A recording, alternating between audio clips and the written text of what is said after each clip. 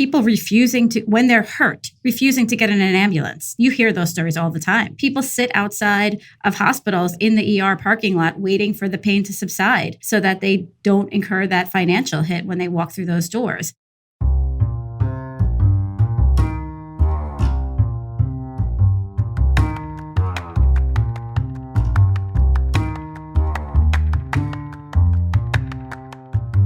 Welcome to Giving Done Right, a podcast on everything you need to know to make an impact with your charitable giving. I'm Grace Nicolette. And I'm Phil Buchanan.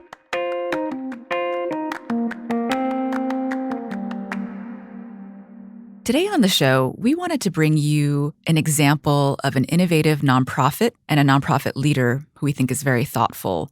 I think that sometimes nonprofits have this reputation of being really stodgy and not well run. There is such a breadth of what nonprofits do that we think it's really unfair that sometimes they have this reputation, and we want to kind of burst that bubble a little. I agree with you, Grace, about that reputation. And I also agree that's some BS because nonprofits are often incredibly creative in their approaches. And this particular organization is focused on an issue that is of staggering importance. It's medical debt. Now, that might not sound like the issue that is really going to get you going, but it should, because $140 billion of medical debt is held by Americans. And the Stanford economist Neil Mahoney has chronicled this and its impact, not just pushing people into poverty, not just the fact that it's the source of most bankruptcies, but also because it stops people from getting the health care that they need and deserve. Today's guest is Allison Sesso, President and CEO of RIP Medical Debt. We wanted to have her on the show because RIP Medical Debt provides this really high leverage opportunity for donors to eliminate medical debt of those in their communities. This opportunity was so interesting to me that I decided to get involved, which we'll hear about more in the show. As always, if you have comments for us, please email us at gdrpodcast@cep.org. Allison Sesso, welcome to Giving Done Right. Thank you so much for having me. I'm excited to be here. So tell us about your work with RIP Medical Debt. What is it and how does your model work? Yeah, so we're a pretty unique entity. We are a nonprofit organization and we are national. We mimic the for-profit debt buying industry to have a huge and important return on investment for every dollar that's given to us, to the tune of $1 relieves $100 of medical debt. And if you add that up, you go up to $1 million, gets rid of $100 million of medical debt. That's who we are. And we're out there. We've gotten rid of over $7 billion of medical debt using this model to date for over 4 million people. And we're just going to keep going because this issue is so important and affects just so many people. And how is it that you all have such high leverage? Yeah, so unfortunately, medical debt is a built-in feature of our healthcare financing system. That's just a reality of the way that we finance healthcare in the United States. There's a lot of people that just don't have the means to pay what's expected of them in terms of how much of the medical costs fall to them individually. And so what we do is we mimic a for-profit debt buyer. So we go take every dollar that's donated to us and we go put them together and we go to hospitals and other providers as well as even the secondary market and we buy large portfolios. So it could be like $1 million that we spend at once. And if we spend $1 million, we usually get about $100 million of medical debt in that portfolio. The reason why we're able to get such a return on investment, because the debt in the for-profit industry, they have to make a return on investment. So because most people can't pay their debt, most of that they can't get a return on investment for. So they have to price it dirt cheap so that they can get a return on their investment. We, on the other hand, don't need to make a return on our investment because we're leveraging donated dollars to buy that same portfolio. So it's really using the market in a strategic way. So, Allison, really interesting approach. And I wonder whether there are critics who say, by using the market in this way, you're actually perpetuating a market-based approach to healthcare that doesn't work very well. If you look at, spending in this country per person on healthcare is pretty much higher than anywhere else, but the health outcomes certainly are not better. Is there a worry that you're actually propping up a system that needs to be fundamentally reconceived? How do you think about that? Yeah, of course. There's always critics out there, of course. This is the world we live in. It's more and more divisive, too. I think the reality is that we're taking advantage of a system and we're making sure that we're helping people who would otherwise be hurt by this debt. So we're making sure that we get our hands on the debt so that it can't get into a for-profit debt buyer's hands, and we're relieving people of that debt. A lot of the debt that we actually buy in reality wouldn't actually be on the market because a lot of hospitals don't sell their debt at all. So we're making sure that we get our hands on it and relieve that debt for individuals. And otherwise, it would be just sitting there on the hospital's books. But the individual is not notified of that reality, and technically they still owe that debt. So in your case with buying the debt, tell us what the debt holder experiences. Yeah. So what's beautiful about our model, and it's so different than other interventions, if you will. So most interventions, in some way or shape or form, the person has to apply. They've got to fill out some kind of paperwork. They've got to take some kind of action. Ours, there's no action to be taken. We go buy the portfolio. Once we have the portfolio, we analyze it. We identify the people who are meet our qualifications, which are 400% of poverty and below, and the debt being 5% or more of their income.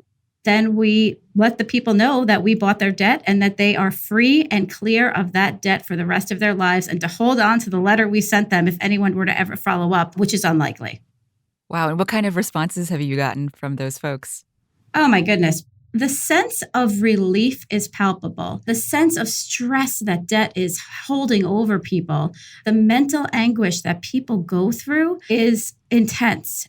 Even if we're not able to relieve all the debt that they have, right? Even if it's a small percentage of the debt, they feel like there's somebody out there helping out.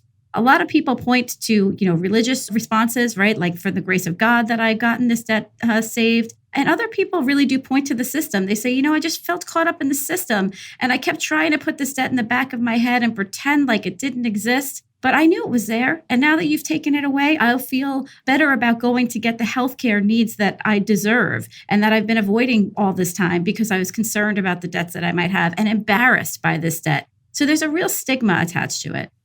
I want to pick up on what you just said about accessing healthcare, because obviously we all kind of know, and we hear politicians talk about the role of medical debt in poverty, or how so many Americans are one health crisis away from serious financial disaster. But I saw this study from Stanford that talked about what you just mentioned, the significant decrease in the likelihood that people actually go for the tests or the treatment that they need. And so this has massive health consequences as well.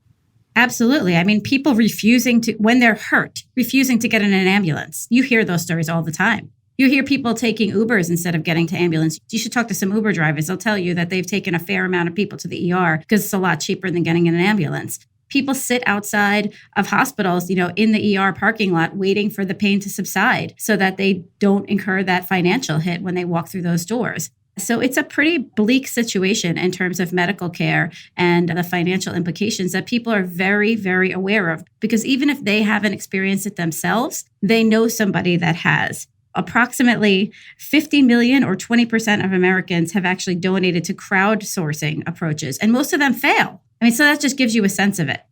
I think it just underscores to me that medical debt, as you all have said in your materials, it's a debt of necessity, right? It's not the result of bad decisions. One thing that I'm really struck by is that you all don't call it debt forgiveness, because that implies that they did something wrong, but rather debt relief. Could you say more about that? I think when we first started the organization, so I've been here about 2.5 years, and we were founded by these two debt buyers who really understood this market, and that, full credit to Jerry and Craig for coming up with this model and using that to move this institution forward. And they did. They used the word forgiveness. And I came on board and I just sort of said, wait a second, that's not right. Because I think at the end of the day, people didn't do anything wrong. They absolutely were a victim of the system. You can do everything right and still end up in medical debt. In fact, we know from a recent Kaiser study that the number one indicator of being in medical debt is not having insurance. It's getting sick. So getting sick is the number one actual thing that indicates that you're going to get in medical debt. So you can't avoid it. So Allison, you know this, and I wanted to share with our listeners that for my birthday recently, I decided to actually set up a fundraising page on RIP Medical Debt's website. I've never done this before, but I have been really struck by the leverage and the opportunity to eliminate debt for my neighbors and people in my community. So my fundraiser is focused on Massachusetts. And it's been fascinating to me, it started a couple months ago, the number of people who have given to it that I actually don't know that well, but actually reached out to me to say, my family was impacted by medical debt, and I really see the importance of this. And it really has been fascinating because I wouldn't have known, for instance, that these folks had medical debt and that it really impacted them in such a core way. One person said, I wouldn't have been able to go to college had someone not paid this debt. And so it's been very striking to me. Yeah, I would say just that's the stigma coming out, right? That people aren't sharing that with you. Yes. I think the other reason why we wanted to talk to you is also because sometimes there can be this misconception about nonprofits that they're kind of, fuddy-duddy, not really innovating the way that for-profit businesses are. And this model, I think, is really interesting, right? Like you're not really direct service in like a traditional sense, but it really is an innovation off of an idea. And I'm wondering if you could talk a little bit about that. As a nonprofit, how do you see leadership and innovation vis-a-vis the for-profit sector?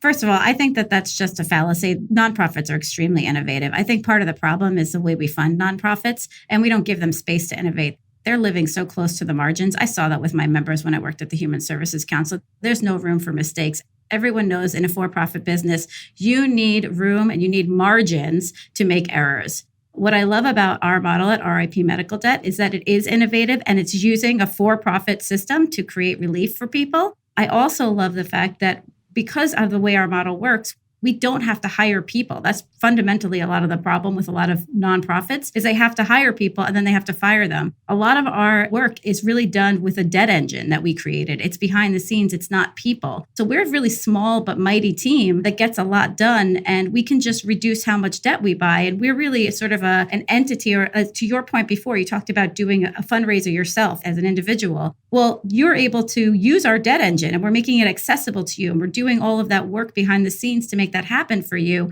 But if you didn't come around, like our costs are pretty low. We wouldn't have to fire anyone or reduce our size. It's really helpful, I think, the fact that so much of our money is really almost a pass-through to buying the debt. And I think that's also attractive to donors. And it gives us a little bit more wiggle room than I think the traditional nonprofit has. What would you say to donors, though, who, in essence, I think often can default to not wanting to pay for overhead, thinking that nonprofits are bloated? I mean, you're not saying that donors shouldn't give to those things. It just happens to be in your model that the engine kind of replaces that. But given your previous role, how would you speak to donors who are kind of stuck in that mindset? Yeah, I mean, again, if you want an entity to be strong, they need to invest in themselves, right? Just like any business. If you're a for-profit business, you know that you need to invest in your talent, you need to invest in your systems. And so nonprofits need to do the same thing. And I think that's what we've done heavily at RIP Medical Debt too. It's made us more efficient and more effective. But, all nonprofits need the wiggle room to do that. I've always been a big fan of investing in getting support for overhead rates and understanding that those are valuable and important places for donors to support in order to make sure that their dollars are being spent well and have the proper oversight that is needed. I'm very proud of the fact that we have a very strong and active board of directors. I'm very proud of the fact that we have a lot of procedures and checks and balances in place to ensure that donor dollar is being spent appropriately and efficiently. Allison, am I right that you received a gift from MacKenzie Scott? You are correct. I got a $50 million unrestricted gift from MacKenzie Scott. And I would say that has been really, really amazing for us in terms of being able to support some of these things I mentioned in terms of moving us along a path to being a strong entity that can do a lot of good. Could you say the number again? $50 million. So what'd you do with it? Well, we're still spending it. A lot of it has gone for debt relief, but I certainly didn't want to take that and just pour it into debt relief and be done. So I spent a lot of it on improving our technology. So making sure, again, that we are here for the long term. We are spending it a lot on our pitch to hospitals to try to get more and more hospitals engaged and on board so we can access that debt. Of course, on marketing ourselves, nonprofits need to be known about. And it's not just for donors. In my model, I need the beneficiaries to believe the letters that they get, right? And to know that we exist. And I need hospitals to know that I exist and to want to work with me to make me get access to that debt. So we're pouring a lot into our marketing and branding. And again, most of it is, of course, going to debt relief. But we are also spending some of it, importantly, on ourselves. We're also doing some innovative relationships with partners and local communities. This is so we don't have to sort of reinvent the wheel in each community. It's actually an efficiency. So we're finding that our already working in the weeds and might be looking at population health issues and already working with partnerships with hospitals. And we're paying them in a contractual way to help us get the hospitals on board, but then we are leaving something in our wake. We're leaving an opportunity for them to improve their relationships with hospitals and to raise the issues locally of this medical debt problem and see if there's not local solutions that they can work on in that community. So I'm really doing something that's like reverberating through the community while also ensuring that we're getting what we need and saving ourselves some time and energy and not having to, again, because we're national, work in every single community across the United States. Hey, Phil here. Before we get back to today's show, I want to tell you about another podcast I think you'll really like. Distributed by iHeartMedia, Calling Bullshit is the first podcast about purpose washing, or rather the gap between what companies say and what they actually do. In each episode, host Ty Montague, Chief Purpose Officer of Co-Collective, shares a story of a purpose-led business that got off track and then offers actionable solutions for them to practice what they preach. Listen to them investigate companies like Facebook, Allbirds, and Airbnb. Calling Bullshit, available wherever you get your podcasts.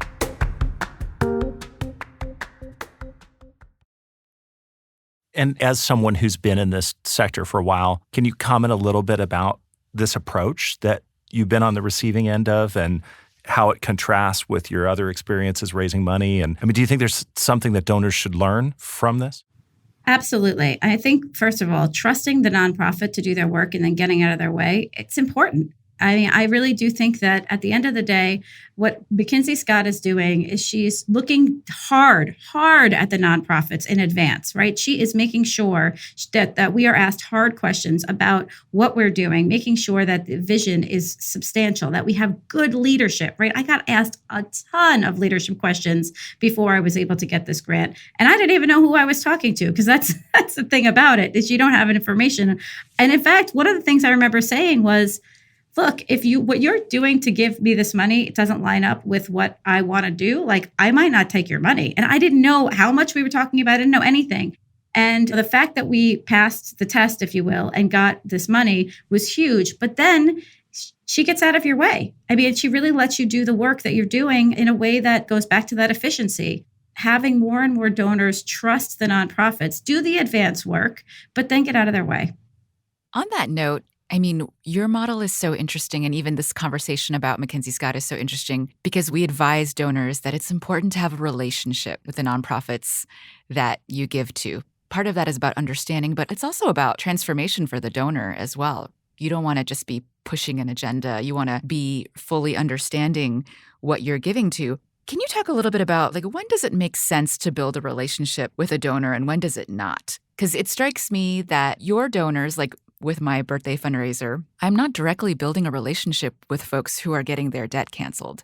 And yet it is still very powerful that this mechanism can happen. So given your background and kind of your bird's eye view of the different kinds of donor relationships, can you talk a little bit about your advice to donors on what kind of relationships they should be thinking about?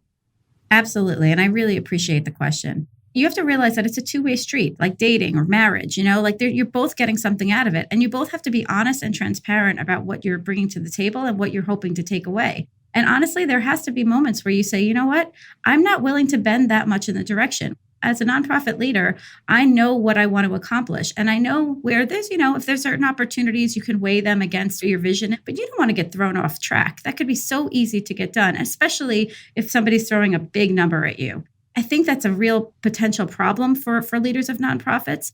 And then on the donor side, I would say realize that that's a pitfall, right? Nonprofits really want to do their work and they have real pressures financially in front of them. And so you could, by asking them to push and keep pushing them in the wrong direction or in a direction you want them to go in, that they might say yes. And it might actually fundamentally undermine the very thing that attracted you to them in the first place. I would just say really be careful of that power dynamic. You can't get rid of it. The reality is it's there. And so you need to do your best as a donor to manage it and realize that the nonprofit is going to try to make you happy. And I would say for the leaders of nonprofits, also be honest about what you can and cannot do and keep your eye on the prize.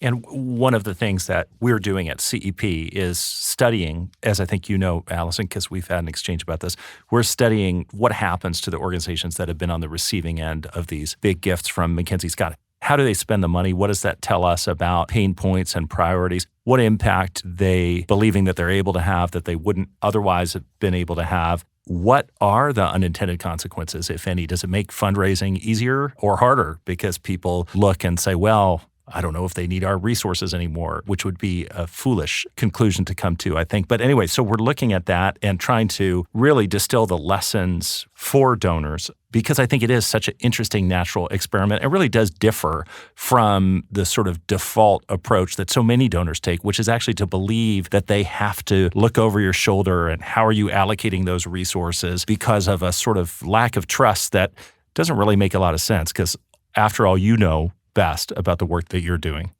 Actually, I commend to our listeners, Allison, in your last role, you were involved with a YouTube video that has become really famous here at CEP. I believe it was called The Funder, and it was a parody video of really the blind spots that funders can often have when they're not thinking about the nonprofit's best interest, but thinking of their own interest. So we'll put a link to that in the show notes. And that's where I wanted to go also is one of the interesting things we've seen in the research is, in its early days, we're still analyzing the data, so I'm not really supposed to be talking about it, but the executive directors talk about the emboldening and empowering experience that being on the receiving end of these huge gifts from MacKenzie Scott has been. And it has led them to be more direct in the way that you're encouraging, Allison, with other donors to just say what they need. So I think that's probably something. Maybe she contemplated that would be an effect, but that would be a sort of unintended, potentially positive consequence of this model that she's taken. I think she gives people the space. That's what happens, right? Because you have a little bit of space. It's that margin that I was talking about earlier. Because she's basically given us some margin to play with, we're able to think more creatively and do the things that we didn't even let ourselves imagine because we didn't think we'd be able to get enough funding to do it in like the time and, to get everybody on board and rowing in the same directions. The problem with nonprofits is you're trying to satisfy so many different people's desires and needs and then put it on a path forward. With MacKenzie Scott, you sort of are let to do what you want to do in some ways. I mean, you certainly still have to get buy-in. You want to do what your donor base really wants you to do, the people that are there all the time and there for the long haul. But it really just allows you to be more innovative in a way that's amazing. I think with her gift, what's so interesting, right? It's a number of layers. It's obviously the size of the gifts is a big piece of it, but also the fact that there are no strings attached and really there's no direct relationship with her. This is one thing I wanted to ask you about because recently I was speaking to another major donor and she was saying these days, nonprofits just want my money and they want me to get out of the way. And then she was wrestling with, is there a role that I have to play in this relationship? Is it possible that I have some things to bring to the table too? And I'm curious because I do think she's not alone in feeling that way as donors these days. What do you say to donors who are kind of wrestling with that dynamic?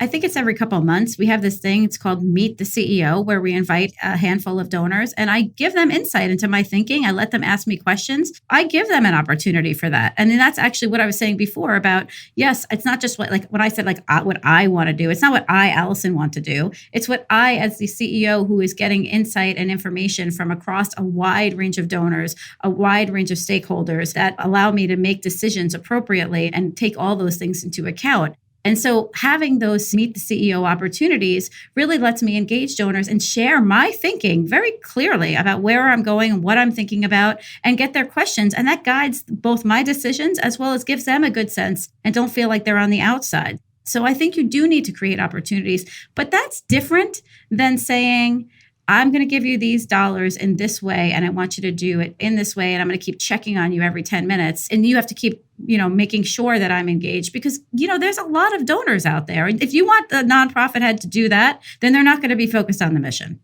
I want to go back to this question of critique of the model. And you said before, well, there's always critics. That's certainly true. But can we go a little deeper on what you would say to folks who say, look, this is just a Band-Aid on a fundamentally broken system? How do you see that? Do you see yourself as part of an ecosystem of players in which others are actually trying to fundamentally alter the system such that you might not even at RIP medical debt need to exist at some point in the future and that would be a victory? Or do you just focus more narrowly on your own mission? Is there room for donors to kind of do both, to help with the present crisis of medical debt while simultaneously supporting others who are trying to ensure there's a future in which medical debt isn't even a thing? I love this question, and I feel pretty employable. So I feel like I could totally get another job if like this medical debt issue was, So I am actually very actively steering the organization in a direction that, yes, our number one thing is to get rid of medical debt from people 100%. That is the main thing that we're going to do. And we are doing that very well. We've, again, gotten over $7 billion, and we're just going to keep those numbers up. I think that it is a Band-Aid to a broken system. However, that Band-Aid is absolutely necessary. It's clear from the individuals who are telling us their stories that this is valuable today. I mean, I don't know about you, but I don't see us solving this medical debt problem. The politics aren't lining up. Nothing is lining up to fix fundamentally these problems anytime soon. I see a lot of things going in the wrong direction. And so in the meantime, I need to be there and I need to be helping as many people as possible. At the same time, there is no question that I am going to be actively contributing to the larger conversation. And the way that we actually think about this is we actually hired an anthropologist on our team. That was a result of the MacKenzie Scott funding. We hired an anthropologist to get a better sense of the return when we hear back from people. What are the themes that we're hearing in their stories so that we can contribute that to the larger conversation about the impact of medical debt and how it's hurting people so that can hopefully put more pressure on the need to do something about this and what those solutions might look like. At the same time, we're also getting data, information from hospitals. When we work with hospitals, we give them an analysis that gives them a good sense of how their financial assistance policies might not be working as well as they think they are because we show them who's slipped through the cracks. It's all between us and them. We have a BAA, so it's a safe space for them to get that information. But we give them tips on how that they could change those financial assistance policies. We have a policy agenda. It's got 3 prongs. One is before people walk in the door, we want to make sure that they have the best insurance that they can. So things like, expanding the subsidies on the ACA, which they just actually did. They actually expanded it for, I think, another 3 years. Then number 2, making sure that hospitals do have good financial assistance policies in place as they're supposed to and that they're strong and people have access to them. So once they've gotten there, if they don't have the money, that they're, getting covered by the local financial assistance policy of that hospital. And then third, once a person does have medical debt, being really mindful of the things that people are allowed to do to collect on that debt. Like, should we allow people to garnish wages and take their homes away and their cars? Probably not, because it's not something you can control and you're just making that person's life worse. So I think that there are some really tangible steps that we can take, and RIP medical debt is contributing to that conversation. We are not a policy shop, but we have something to say. I think donors often think that nonprofits are either working on the relief side of things, but not necessarily on root causes, or vice versa. They're working on root causes, but not necessarily solving kind of the here and now. And listening to you, it just makes me reflect that most nonprofit leaders we've spoken to actually are thinking about both and are active in both. For change to happen, it's going to take a lot of actors. And I think that we actually have unique information to contribute to this conversation. But again, I'm not taking my eye off the prize. I am not a policy shop, but I have something to say. There's a difference between the two. Yeah, it makes me think of these sort of utopian critiques of philanthropy that we hear so much of, it seems, in recent years, sort of this sense that, philanthropy is doing, what the government should do, but the government's not doing it. So what do we say to the people who are experiencing suffering? Just tough luck because we're building utopia in our minds here? It's just so crucial that we work on both fronts. And obviously your work is having such a powerful effect on people's lives. And I loved your description earlier of just the feeling that people have when they realize they don't have this burden anymore. Allison, can you share with us a story of someone whose debt was canceled through RIP medical debt? There are so many, but yes, absolutely. One woman that comes to mind is this woman named Vanessa in Massachusetts, which is, I think, your fundraising. We only relieved $1,000 for her, which, is not, I shouldn't say only, it's a good amount of money, but it wasn't the full amount of her debt that she had. But she was so grateful. The thing about her is that she was a nurse working on the front lines during the pandemic, and she was working at the same hospital that she received care at.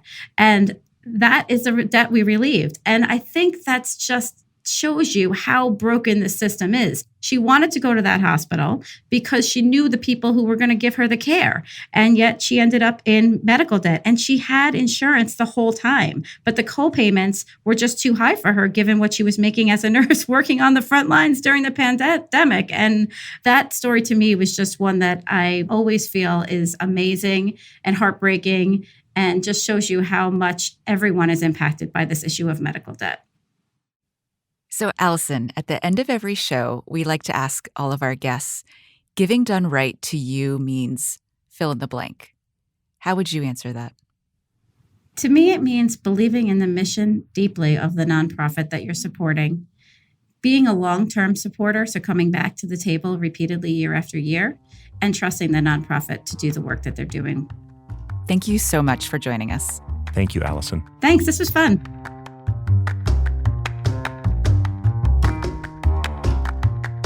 Obviously, we live in a market-driven economy, but the markets don't always work so well, particularly in certain sectors, and it is often nonprofits that are intervening to try to make things better. And that is true of RIP medical debt.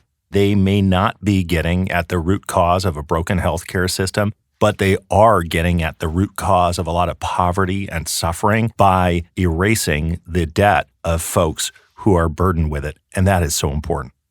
You know how there's that adage of it's easier for people who already have money to make money? I mean, I think of this statistic that RIP medical debt has, that on average, only $8.87 of a donation are required to erase a single billing account in debt. And the fact that the debt holder, the medical debt holder themselves, cannot erase their debt for pennies on the dollar, but it requires someone else, like a donor or a group of donors, to come in and do that, to me is just bonkers. And I'm glad that we have that opportunity. I mean, this is why when she said it takes many people to get involved and they are working on a particular part of this problem, I think it really stirred something in me, which is why for the first time, I wanted to do something related to a guest that we had on the show. So we're going to link to the Massachusetts fundraiser in the show notes. If you can, donate the cost of a cup of coffee today and just join us, join me. Phil and our producer have, I'm really grateful, they've also given, but we just can eliminate a lot of people's debt for just pennies. I just wanted to see, what does that feel like? And I'd be curious to hear from all of you, our listeners, if you do join me, what you learn in the process. Grace, it's so cool that you're doing that for your birthday. Happy belated birthday, by the way. It is bonkers. And maybe that's what nonprofits do, is make this world a little less bonkers or a little less unfair, unjust for people, even as Allison would be the first to acknowledge that there's much work that they can't do, policy work to be done to change this system such that someday there is no such thing as medical debt. But here we are today, and I'm really glad that this organization exists. Thank you for listening to Giving Done Right. You can find more resources about effective giving and the podcast on givingdoneright.org. You can find us on Twitter. I'm at Grace Nicolette, and Phil is at PhilXBuchanan. And if you like the show, please leave us a review on Apple Podcasts. It really helps. Listeners, we want to hear from you. Tell us what Giving Done Right is about to you, what it really means. And we'll feature some of our favorites on the show later this season. Just send us a short voice memo, 1 minute or less, to gdrpodcasts@cep.org. Giving Done Right is a production of the Center for Effective Philanthropy. It's hosted by me, Grace Nicolette, and Phil Buchanan. Our executive producer is Sarah Martin, with mixing and engineering by Kevin O'Connell and additional editing by Isabel Hibbard. Our theme song is from Blue Dot Sessions, and original podcast artwork is by Jay Kuska. A special thanks to our colleagues Molly Heidemann, Chloe Heskett, Naomi Rafal, and Say Darling for their research and logistical support.